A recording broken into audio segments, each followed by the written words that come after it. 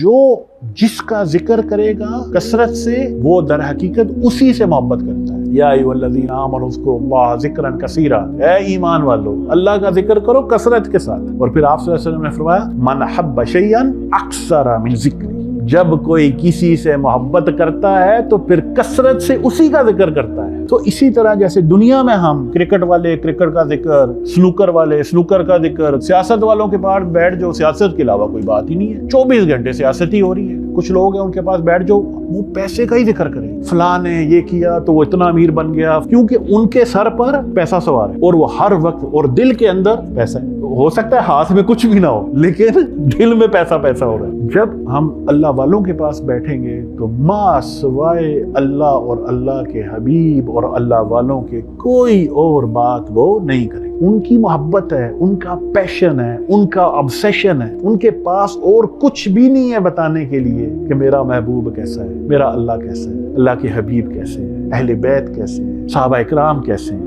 اہل اللہ اور صالحین کیسے ہیں، بس انہی کی باتیں کرتے ہیں۔ کوئی کہتے ہیں نا ہم کیسے پہچانے یہ اللہ والا ہے کہ نہیں ہے، بس اس کے پاس بیٹھ جاؤ، 1 دن 2 دن 3 دن آپ کو پتہ چل جائے کہ کیا واقعی یہ اللہ والا ہے، یا جب اس کے پاس بیٹھے ہیں تو پھر وہ باتیں کر رہا ہے کسی اور چیزوں کی۔ ہفتہ وار لیکچر میں شرکت کے لیے اپنے قریبی برہانیہ کے سینٹر میں تشریف لائیں۔ اللہ ہمیں اپنے عقائد کی اصلاح کی توفیق عطا فرمائے، آمین۔